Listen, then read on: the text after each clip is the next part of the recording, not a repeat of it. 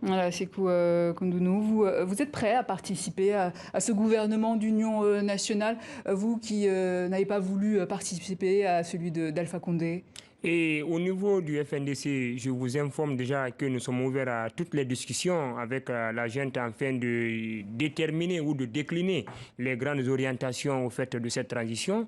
Si ces orientations sont prises en compte par la junte militaire, nous verrons la mesure du possible comment il faudrait que le FNDC apporte sa modeste contribution afin que nous puissions asseoir les véritables bases d'une alternance démocratique, mais aussi les véritables bases du respect des droits de l'homme, mais d'une participation aussi efficace et efficiente des citoyens, mais aussi des partis politiques. Donc, en termes clairs, tout dépendra des premières discussions que nous aurons avec eux. Nous restons vigilants. Nous estimons que l'obstacle qu'on avait en face, qui était le despote Alpha Condé, il n'existe plus.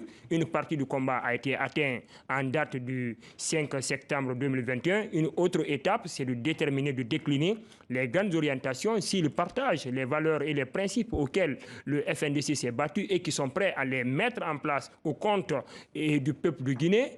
Pourquoi pas? Les réflexions se feront au niveau des commissions techniques et nous verrons la mesure du possible comment il faudrait apporter sa juste contribution afin que la Guinée puisse sortir de cette impasse. Et justement, pour sortir de cette impasse, Mamadi Doumbouya a voulu également rassurer sur le volet économique.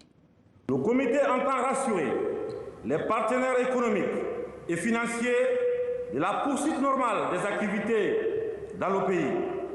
Il est demandé aux compagnies minières de poursuivre leurs activités. À cet effet, les frontières maritimes restent ouvertes pour les activités d'exportation des produits miniers.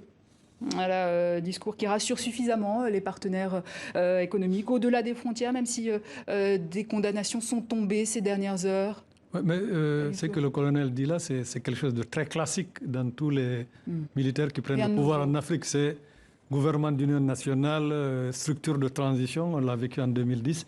Mais je pense que cela ne suffira pas pour convaincre les Guinéens. Parce que les Guinéens ont vécu quand même l'épisode d'Addis Camara en 2010. Et si vous avez observé aujourd'hui à Conakry, la liesse populaire n'était pas aussi très enthousiasmante comme en 2010. Je pense que les gens... Donc les Guinéens sont divisés. Je pense qu'ils sont vigilants.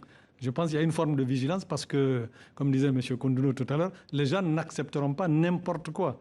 C'est-à-dire que cette équipe de transition, elle devait se limiter à pouvoir jeter les bases d'une vraie transition pour permettre à un gouvernement issu d'élections libres de s'occuper du reste, de l'économie. C'est la fin d'une ère, mais tout à fait. Pas forcément la fin d'un système. D'ailleurs, j'ai proposé, par exemple, sur le plan judiciaire, il faut absolument tout de suite que cette junte mette le dossier du 28 septembre à la CPI pour ne plus avoir à traiter ce dossier, qui est un dossier complexe. Par contre, c'est vrai, il ne faut pas une chasse aux sorcières. Ça, c'est évident. Mais la justice s'est formée. On ne peut pas ne pas déterminer quels sont les gens qui ont été responsables de toutes les violations qui ont eu lieu, comme disait M. Koundonou, tous ceux qui ont participé à ce troisième mandat. À la justice de trancher. Il faut quand même qu'on les mette à la disposition de la justice. Merci, je rappelle que vous êtes dirigé le Centre d'analyse et d'études stratégiques de Guinée, Sékou Koundonou. Merci à vous également. Je rappelle que vous êtes responsable des stratégies du FNDC et membre de Balai Citoyen.